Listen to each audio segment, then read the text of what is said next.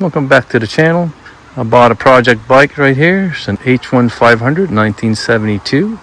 So this is part one of the restoration. Don't know how far I'm going to go with it, but this part one is to get it running. So check the points gap. We're going to start with the top one and let's start to close there. So right there, open. Points gap should be between 12 thousandths of an inch to 16 thousandths of an inch. So I got 14, so that's right in the middle. Let's see if that fits right there.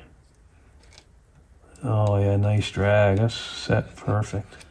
Go to this one here. There, it's wide open. And 15 is tight. And the other one is here. Perfect. Try 15. And 15 just barely goes in. So that's set perfectly. This is the timing mark right here. We're going to do the resistance check across the points. We're going to measure from this right here and this right here. The way to time this, you start with the top one right here, which is your left cylinder, and you put it on these two wires. And if the point's closed, you should read 0, and you are reading 0. I'm going to rotate the crank till the point's open. Rotate it. I'm going to look here, see if I get a movement. It should start opening up, and right there. The point just open up, and then it sends a spark to the spark plug, and it's lined up perfectly to the timing mark. So that it's set perfectly. We're gonna check this one. We're gonna go on these two. Get 0.5 of an ohm, so it's like 0.2 of an ohm of resistance between the points. There might be a little dirt in there. I'll squeeze it. Yes, she's changed to 0.2, so I might have to clean those points.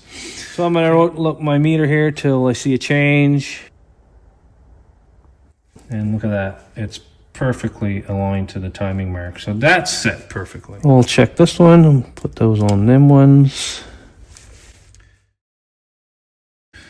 And look at that. It is bang on. So this is set perfectly. Wow. I don't have to do anything. Here, just crack it open a little tiny bit. I don't want to take it all out. This slides out. We want 0.22 microfarad. So 22 microfarad to nanofarad, we want to read 220. I'm going to touch the side of the capacitor right there. Grab that, and it should read 221. So this one reads 23. So we're 0.01 off. So that's a good capacitor. So 21. This is 0.01 off. So that's a good capacitor. This one here. 220. So that's perfect. So all three capacitors are good. I'm just going to check the brushes.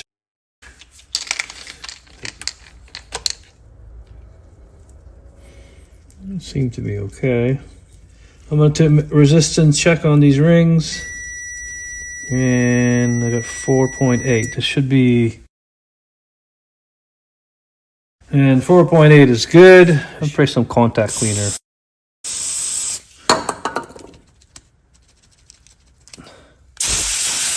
With a little contact cleaner on my rag. And stick it in there and rotate the motor.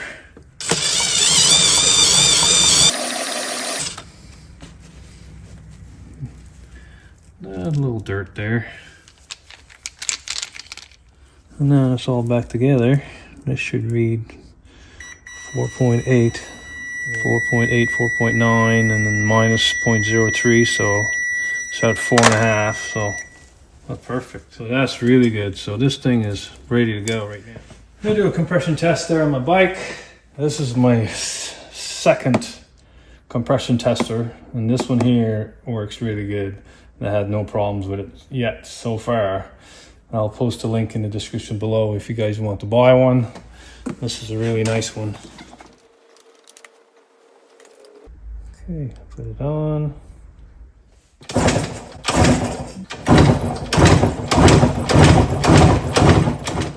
It's showing 165.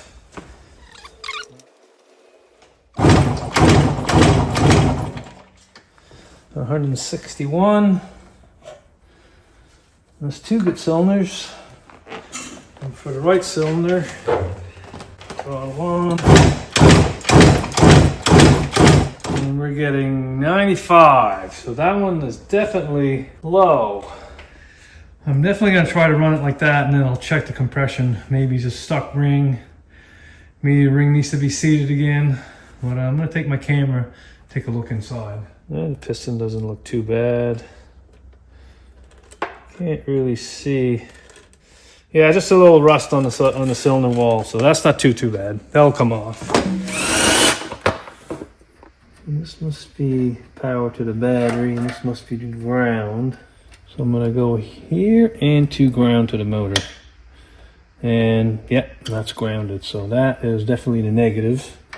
Must be your positive for the battery. Let me check the fuse. Wow, that's a small fuse. Should be read 0 and 0. That's a good fuse. I'm gonna put my meter on ohms. So I'm gonna see if I got a dead short to ground. Put that right inside of the motor. 16K. That's not a direct short. So I think I might put 12 volts to that right now. See what we get. So I got my battery charger here. Puts out 13 volts, roughly 12.8. Positive lead on the red wire, and negative. Okay, I'm gonna put the key all the way on here. Put the wire on the points. 12 volts, 12 volts, and 12 volts. So we do have power here. The light is on in the back. See if we have spark now.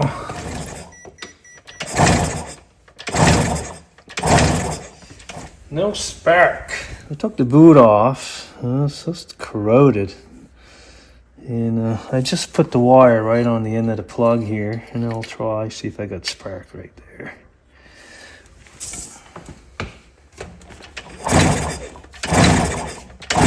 Yeah, look at that. I got spark. Sweet. I got new boots off Amazon. These are pretty cheap. These will do, but I like the screw-in ones. They're a lot better, but they're more expensive. So if this works, I'll buy the more expensive ones later. I'll post the link in the description below on both if you want to buy some. So I'm gonna back that wire off just a little bit more. It's not quite long enough. And I'm gonna back that wire backwards on top.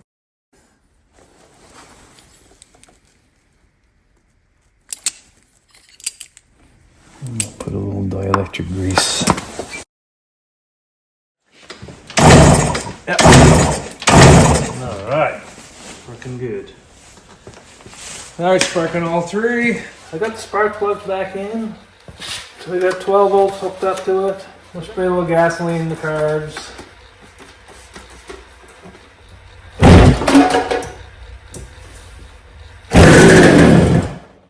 Oh, baby. Yeah. Yeah, all three pipes got a little bit of heat on it. So that means they're all firing each cylinder.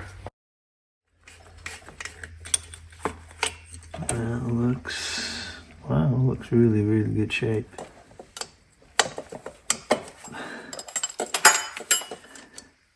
I cleaned the outside a little bit. I'm gonna take the bottom bowl off. Ooh, a lot of oil in there.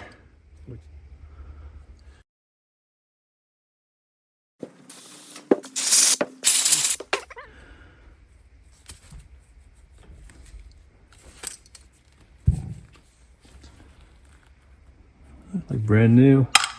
I'm gonna take the main jet out.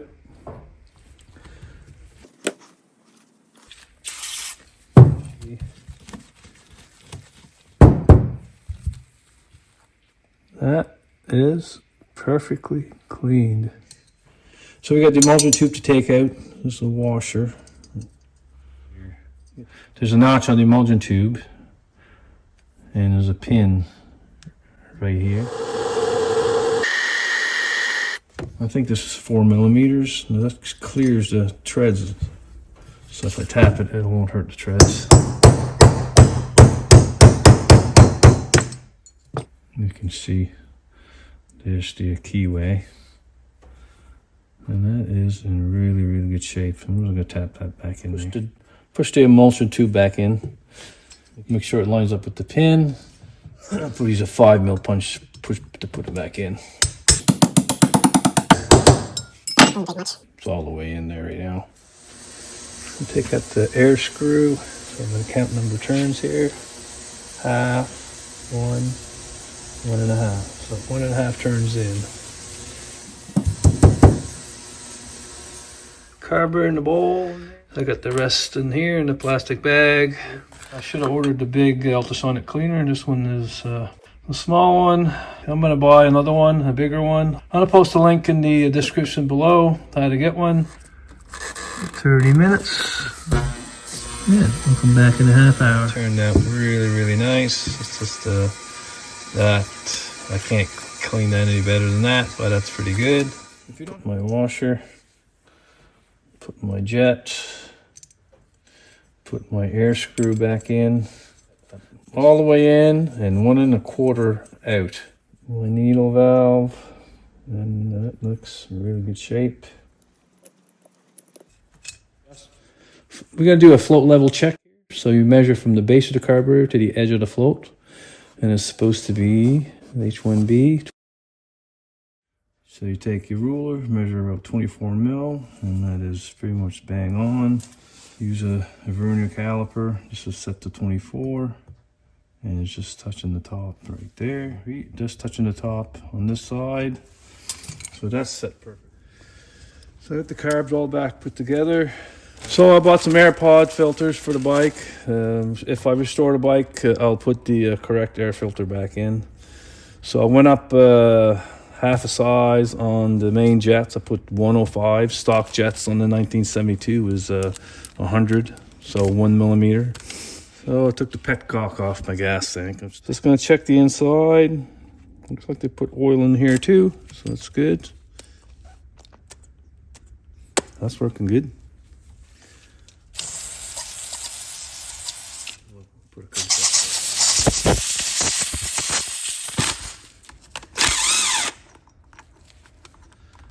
Well, looks really good, just full of oil.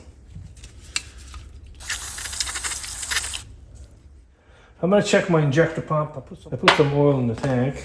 And that bolt was stripped, so I made it a longer one. I drilled a 3.5 inch hole here and through the bolt, and that's going to work perfect. I'm going to blow a little bit of compressed air, and the oil should come out of that line.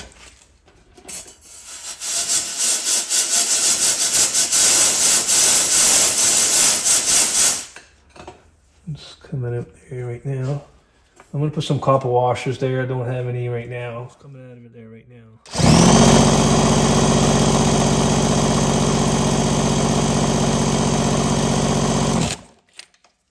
I think it's working. I'm going to clean the rust out of my tank. I'm going to put some muriatic acid. I'm going to do this outside. Shake it around there for about half hour, and then rinse it out with the gasoline. And then I'm going to put some metal prep on there for about an hour. If you don't put this metal prep, it'll flash. The rust will come back 3 times as much. I blocked the end there with a gasket so that doesn't leak out the bottom.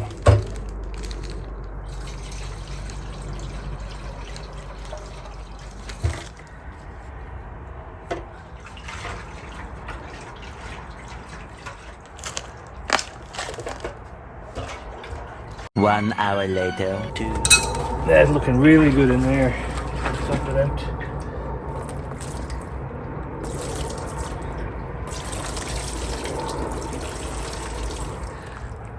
That took all the rust out of the tank. It looks really nice in there. I just rinsed it off with gasoline. Because like I say, that rust will come right back. You gotta put that metal prep in there. I'm gonna put the air gun to it and blow it dry.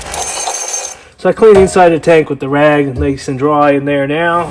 Yeah, it looks really good. So I'm gonna put my metal prep in there. So I'm gonna put some Pour 15 metal prep. I'll post a link in the description below where I got it. And this puts a zinc phosphate coating on the metal. So I'm just gonna put some in there. And then shake it. So I'm gonna shake that every 10 minutes for about an hour and a half, and should be ready to go. 2 hours later. Put the air gun to that and try to clean the inside with the rag. Here's the final results. Like brand new in there. Now I'm gonna put some gasoline in there, rinse it out one more time, and then she'll be ready to go. Car's back together. I'll put the AirPods in there for now, and I'm gonna put some pre-mixed gas in the tank and check for leaks. If there's no leaks, I'm gonna put on reserves. So it fills the bowls up with fuel. Let's check for leaks on the bottom of the carbs too. The center one's leaking. Well, the needle seat was probably working, but I got a hole in the bottom of the bowl. Right there. You can see that or not. Right, look at that. So I got a screw and I cut it down. And I used a small O-ring from my set I got here. And I used this gasket maker that's resistant to gasoline. I filled the hole up. I'm gonna put this in the hole. So I got 2 backups. I got an O-ring and the seal. So that should hold it till I get a new one. Yeah, it's blowing fuses because I only had an 8 amp in here. So it takes a 20. So I bought a pack from Amazon. So everything I use here will be in the description below. So I'm gonna all put it back together. I'll put a little gas in the carburetors. See, she'll fires up. It should fire up. Look at 12 volts. Choke on.